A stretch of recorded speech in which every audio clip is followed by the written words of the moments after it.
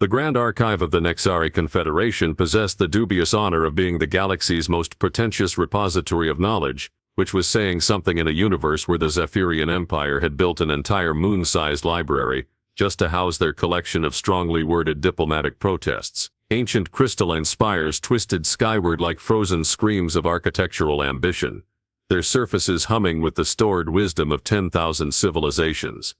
Or at least that's what the promotional holograms claimed. In reality, most of the archive's vast halls contained academic papers so dry they could suck moisture from a gas giant's atmosphere. Professor Brix stood at the center of Amphitheater 17, his forearms gesticulating with the theatrical flair of someone who had never encountered an audience that didn't hang on his every word. His bioluminescent spots pulsed with the deep purple of academic superiority, a color that roughly translated to "I have 3 doctorate degrees, and you probably can't even spell xenoarchaeology." The assembled crowd of scholars, military advisors, and unfortunate graduate students shifted restlessly in their hover seats, which was about as much rebellion as one could expect from beings whose idea of excitement was a particularly scandalous footnote.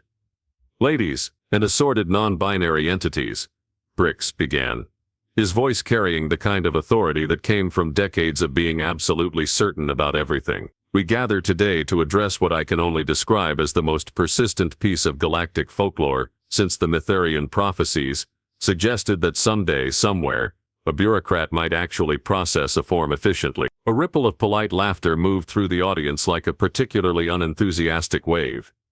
In the back, Admiral Gex Nordain shifted his considerable bulk in a seat clearly not designed for his species' generous proportion. His thick carapace bore the scars of actual combat, making him something of an anomaly in a room full of beings whose greatest physical challenge was reaching the top shelf of a data crystal cabinet.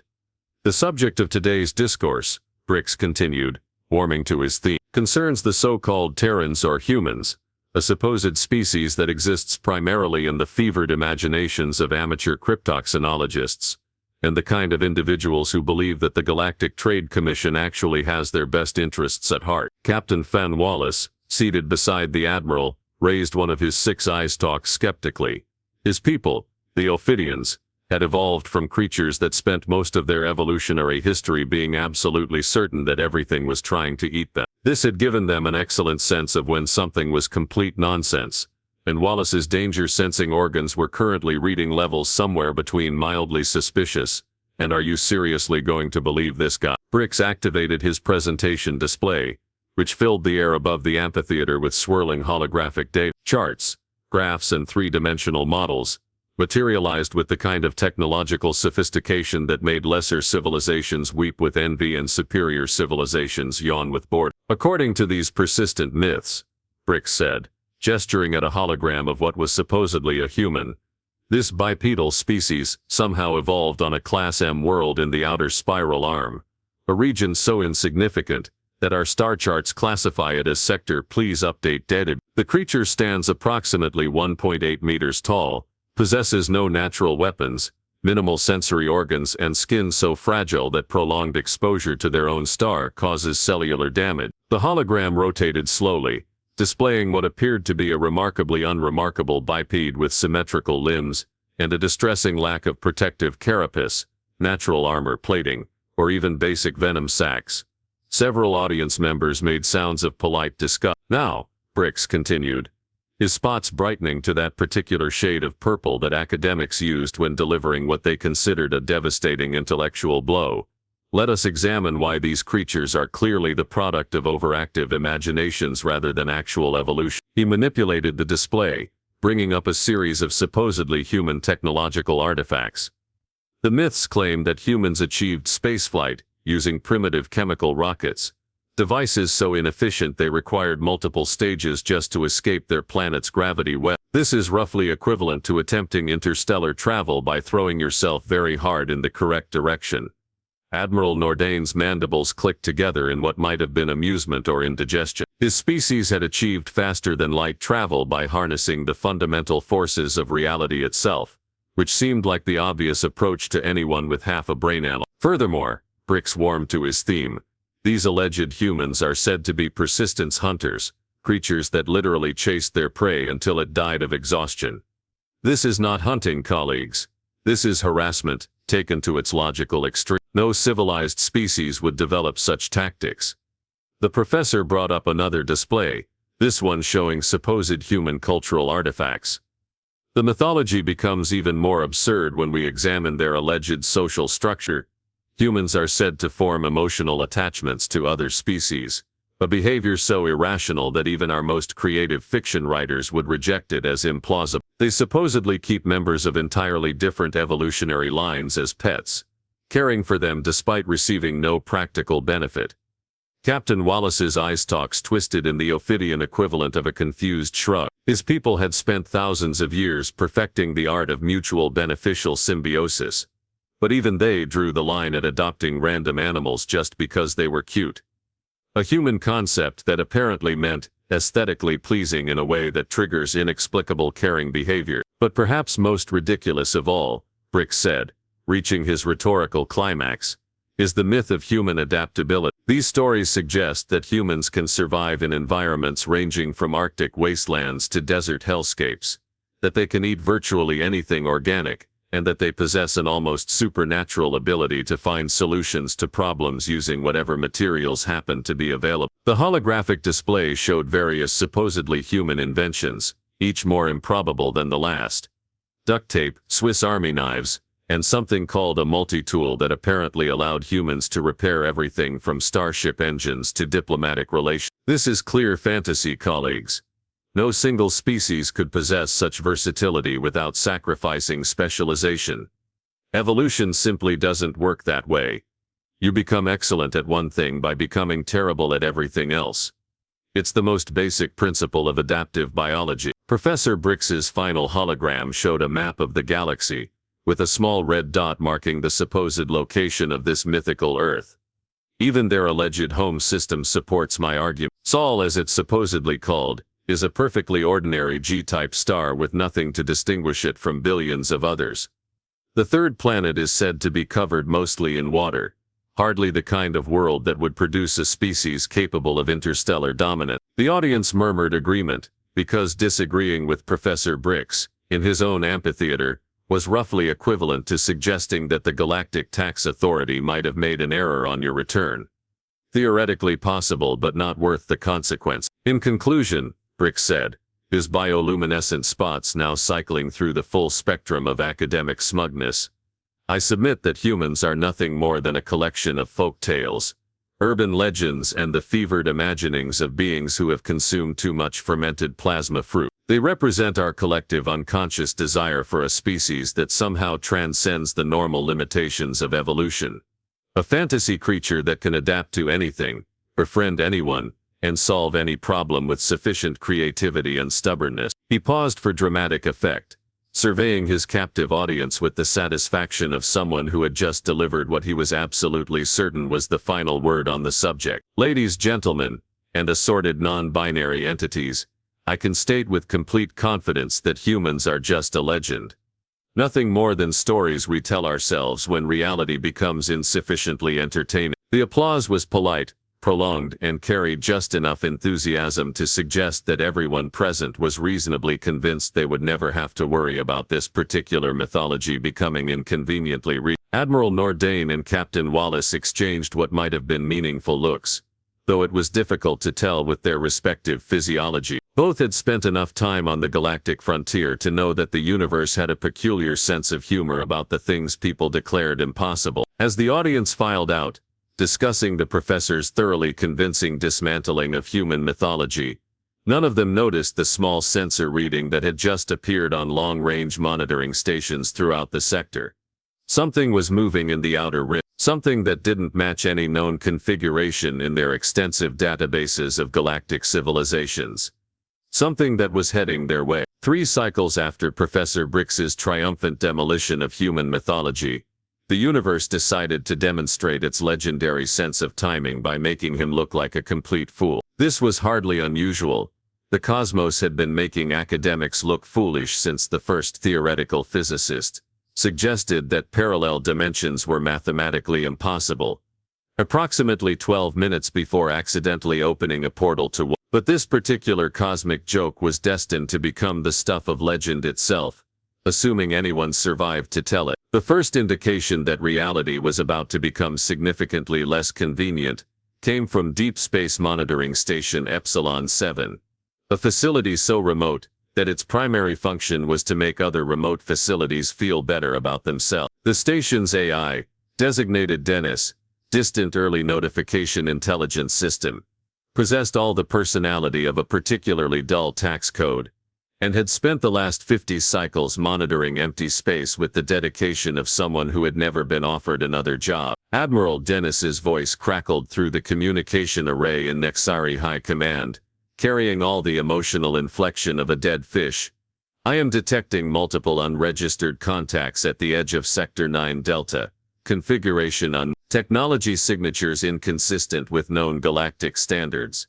Admiral Nordane, who had been enjoying a perfectly serviceable breakfast of processed protein cubes, felt his digestive systems perform what could only be described as a tactical retreat. His species had evolved on a planet where unexpected visitors generally meant someone was about to become lunch, and his danger-sensing organs were currently broadcasting warnings at frequencies that would have made a hyperspace beacon jealous. "Define unknown, Dennis," he rumbled, his carapace shifting to combat-ready amber. "Are we talking haven't seen this before an unknown, or what in the name of the galactic core is that thing unknown?" The latter would be more accurate, Admiral. The vessels appear to be constructed primarily of metal alloys, utilize fusion reactors for power, and employ what can only be described as controlled explosions for propulsion. According to my database, no civilized species would design spacecraft using such primitive and potentially hazardous technology. Captain Wallace, who had been reviewing tactical reports with the enthusiasm of someone reading his own obituary, suddenly found his 6 eyes stalks focusing with the intensity of targeting lasers.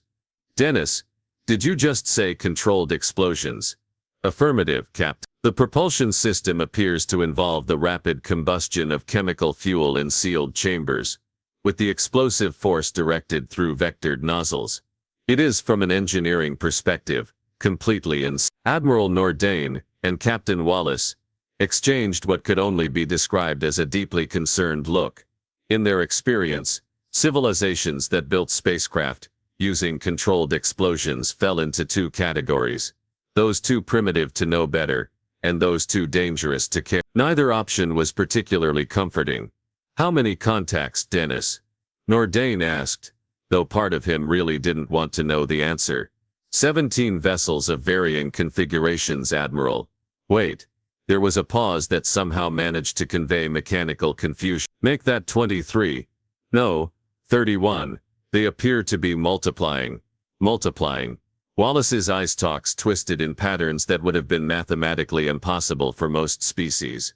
"Are they reproducing, or are more ships arriving?" Additional vessels continue to emerge from what appears to be hyperspace.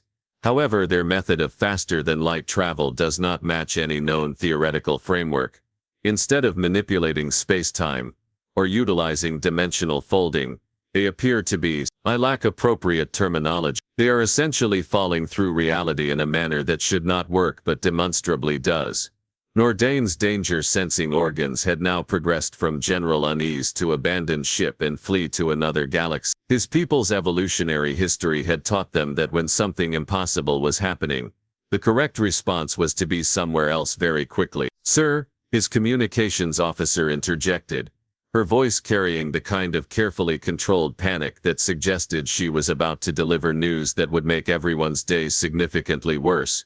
"We're receiving transmission attempts from the unknown vessels. The signals are unusual." "Unusual how?" "They appear to be using multiple communication protocols simultaneously, including several that our computers classify as obsolete, inefficient, and completely backwards. It's as if they're trying every possible method of contact at once, regardless of whether it makes sense." This was, Admiral Nordane reflected, either the mark of a species so paranoid they assumed everyone else's technology was incompatible with their own, or one so adaptable they simply used whatever worked. Neither possibility was particularly reassuring. "Can you establish communication?" "I believe so, sir, but I should warn you that their linguistic patterns are aggressive." "Aggressive how? Are they issuing threats?" "No, sir. Their language is structured in a way that suggests they view communication as a form of combat. They appear to be attempting to establish contact through sheer determination rather than following proper diplomatic protocols. Captain Wallace made a sound that might have been laughter, if his species had possessed the appropriate vocal equipment. They're trying to communicate by brute force. That would be an accurate assessment, Captain. Before anyone could respond to this revelation, the main display flickered to life with an incoming transmission. The image that appeared was grainy, unstable, and showed what could only be described as the interior of a spacecraft designed by someone who had never heard of proper engineering aesthetics. Pipes ran along the walls in patterns that made no geometric sense. Warning lights blinked in sequences that would have given an epileptic seizure to a strobe light, and everything appeared to be held together with what looked suspiciously like metallic tape. In the center of this technological nightmare sat a creature that matched Professor Brix's holographic human almost perfectly, except for the subtle difference between academic theory and terrifying reality. The being was bipedal, bilaterally symmetrical, and possessed the kind of confident smile that suggested it was either completely insane or operating with information that everyone else lacked. "Greetings," the creature said, its voice carrying through the translation matrix with a quality that somehow managed to be both friendly and vaguely threatening. "This is the UES Determination, representing the Terran Exploration Fleet. We've been monitoring your communications and thought it might be time to introduce ourselves." The silence that followed this announcement was so profound that it achieved its own gravitational field. Admiral Nordain felt his worldview undergo what could only be described as a controlled demolition, while Captain Wallace experienced the unique sensation of having his evolutionary paranoia validated in the most spectacular way possible. Nordain began, then stopped, because finishing that sentence would require acknowledging that everything they thought they knew about the universe was spectacularly wrong. "Human," the creature on the screen completed helpfully. "Yeah, that's what we call ourselves. Though we've picked up some of your communications suggesting you folks think we're some kind of myth. That's pretty funny actually. We've been wondering when you'd notice us." "Notice you?" Wallace managed to croak. "Oh sure, we've been keeping an eye on galactic civilization for, about 60 years now. Had to be careful, of course.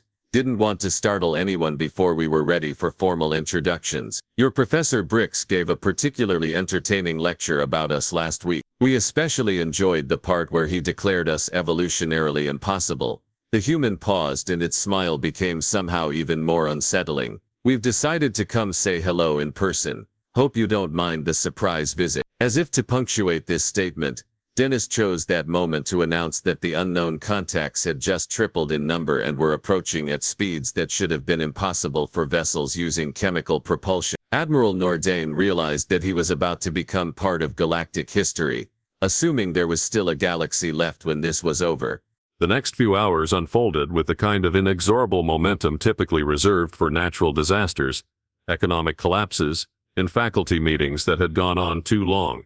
Admiral Nordain found himself in the unprecedented position of having to explain to Nexari High Command that the species they had spent decades dismissing as folklore was not only real, but had apparently been conducting surveillance on galactic civilization with all the subtlety of a particularly observant houseplant. The full human fleet materialized from hyperspace in a display that violated approximately 17 different laws of physics, and at least 3 principles of good taste. Ships of wildly varying configurations dropped into normal space, with the casual precision of someone parallel parking a fleet of vehicles that had clearly been designed by committees who had never spoken to each other. Some vessels were sleek and aerodynamic, despite having no need for atmospheric flight. Others resembled flying industrial accidents, and at least one appeared to be held together entirely by optimism and structural tape. Captain Wallace, whose evolutionary paranoia had served his species well for millennia, watched the tactical display with the growing realization that his people's ancient fears about the universe being full of things trying to kill them had been woefully inadequate. The universe, it turned out, was full of things that would accidentally kill you while trying to be friendly. Admiral, his censor officer, reported with the kind of voice that suggested she was reconsidering her career choices. The human vessels are attempting to establish formation patterns. However, their definition of formation appears to be interpretative. This was, Nordain reflected, a diplomatically elegant way of saying that human fleet movements looked like a three-dimensional traffic accident in slow motion. Ships wove between each other in patterns that made no tactical sense but somehow avoided collision through what could only be described as aggressive cooperation. The communications array crackled to life again, this time showing not one but three different human faces arranged in what appeared to be a video conference call, conducted across multiple ships. The humans had somehow managed to coordinate their transmissions while maintaining their characteristic appearance of barely controlled chaos. "Greetings again," said the original human from the UES Determination. "I'm Commander Hay. These are my colleagues, Commander Chen from the UES Persistence and Commander Okafor from the UES Tenacity. We thought a joint introduction might be more efficient." The three humans appeared to be conducting their diplomatic first contact while simultaneously managing what sounded like 17 different crises in the background. Hayes paused mid-sentence to shout something about rerouting power from the coffee makers, while Chen appeared to be having a heated discussion with someone off-screen about proper maintenance of their ship's apparently temperamental artificial gravity. "We understand you might have some questions," Commander Okafor continued, apparently unfazed by the fact that something behind her was making alarming beeping sound. "We've prepared some basic information about our civilization, though we should probably mention that our databases are organized according to what we call the principle of expedient accessibility." Captain Wallace made a sound that his species used to indicate impending mental breakdown. "Could you clarify what that means?" "Oh, it means we tend to file things under whatever heading made sense at the time," Hayes replied cheerfully. "So our cultural information might be cross-referenced under anthropology, things that seemed important, or Bob's miscellaneous fold. Bob isn't with us anymore, but his filing system achieved a kind of immortality through sheer incomprehensibility. The revelation that humans had achieved interstellar civilization despite apparently organizing their knowledge base like a particularly disorganized library was somehow more disturbing than their impossible technology. Nordane's species prided themselves on systematic cataloging of information, and the idea of filing cultural data under things that seemed important made his carapace it. "We've also brought some of our standard diplomatic gifts," Commander Chen announced, holding up what appeared to be a small furry creature with disproportionately large eyes. "This is a domesticated Terran mammal called a cat. We thought you might enjoy meeting one, since your databases indicate that pack bonding with other species is considered mythological." The creature in question chose that moment to emit a sound that could only be described as mechanical purring, while fixing the camera with the kind of stare that suggested it was evaluating everyone present for their potential usefulness as furniture. Admiral Nordane felt the last vestiges of his comprehension of the universe crumble into dust. The humans had not only proved that interspecies pack bonding was real, they had brought visual, small adorable purring visual aids that were somehow making his danger-sensing organs broadcast conflicting signals of threat detected and must protect at all costs. "We realize this is probably a lot to process," Hayes continued with the kind of understanding tone typically used when explaining to someone that their entire worldview was catastrophically incorrect. Professor Brix's research was quite thorough, actually. He got most of the details right, except for the part where he concluded we were impossible. The transmission flickered slightly as what sounded like a small explosion echoed from somewhere on the UES Determination. Hayes glanced over his shoulder with mild interest before turning back to the camera. "Sorry about that. We're still working out some bugs in our diplomatic protocol systems. Turns out contact alien civilizations wasn't covered in our original technical manuals, so we've been improvising." And there it was. Nordane realized with the kind of clarity that usually preceded complete mental breakdown. The humans had achieved interstellar travel, maintained a surveillance network across galactic civilization, and coordinated a first contact scenario of unprecedented complexity, all while admitting they were making it up as they went along. The universe, it seemed, had a sense of humor after all, and its favorite joke was competent improvisation. The formal first contact ceremony, held 3 days later in the Grand Assembly Hall of the Nexari Confederation, achieved the rare distinction of being simultaneously the most important diplomatic event in galactic history, and the most comprehensive demonstration of why humans should never be left unsupervised in formal settings. The hall itself was a masterpiece of architectural pretension, designed to make visiting dignitaries feel appropriately insignificant while showcasing the Nexari's superior aesthetic sensibility. Unfortunately, no one had considered what would happen when the visiting dignitaries arrived with a completely different understanding of how formal occasions were supposed to work. The human delegation entered the hall with what could charitably be described as confident informality. Commander Hayes wore what appeared to be his species' version of formal attire, which looked like someone had decided that military uniforms needed more pockets and fewer regulations. The other human representatives displayed a similar approach to diplomatic dress codes, apparently operating under the assumption that formal meant the good clothes that don't have any obvious stains. Professor Brix, who had been summoned to provide expert commentary on human behavior, sat in the designated academic section wearing the expression of someone whose life's work had not merely been disproven but had been disproven by creatures who seemed to treat the fundamental laws of reality as helpful suggestions rather than absolute limitations. Distinguished delegates, began High Chancellor Vex Thorn, his ceremonial robes rustling with the kind of authority that came from generations of diplomatic tradition. We gather today to formally acknowledge the existence of the species known as. The pause before humans carried all the weight of someone admitting that they had been spectacularly wrong about something fundamental to their understanding of the universe. It was the kind of pause that historians would later analyze for its profound diplomatic implications, assuming any historians survived the complete restructuring of galactic civilization that was almost certainly about to follow. Commander Hayes stepped forward with the casual confidence of someone who had never encountered a formal ceremony that couldn't be improved by treating it like a friendly conversation. Thank you, High Chancellor.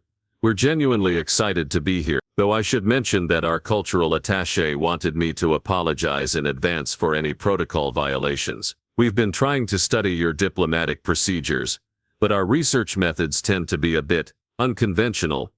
Unconventional? Chancellor Thorne asked, though his tone suggested he already suspected the answer would be deeply disturbing.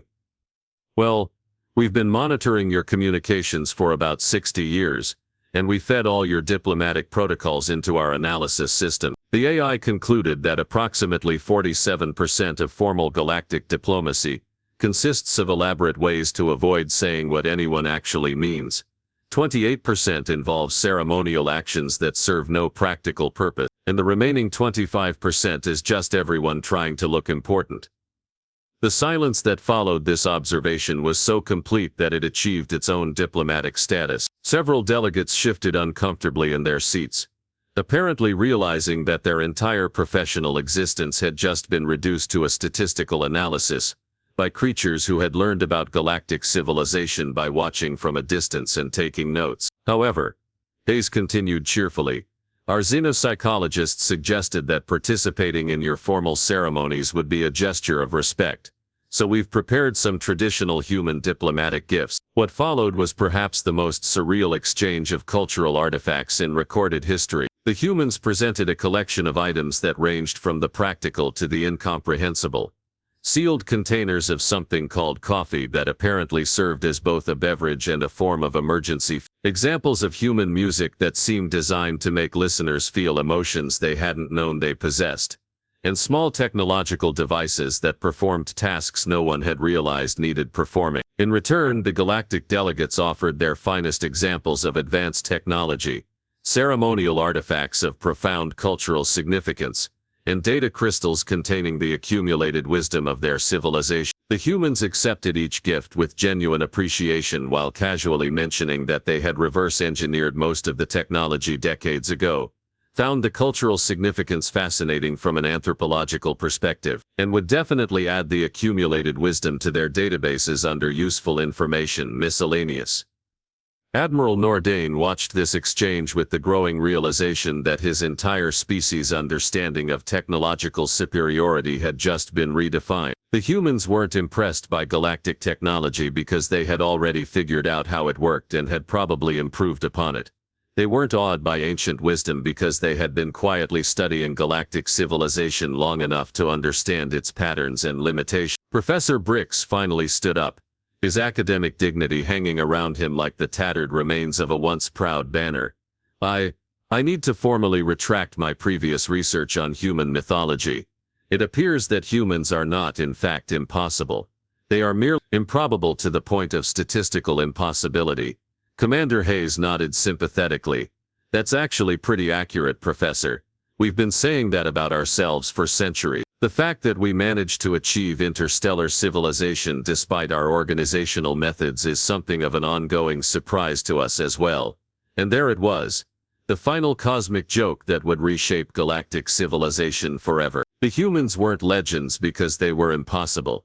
They were legends because they had achieved the impossible, while freely admitting they weren't entirely sure how they had managed it. The universe, as it turned out, had been saving its best punchline for last. The most dangerous species in the galaxy was also the most honest about its own improbability.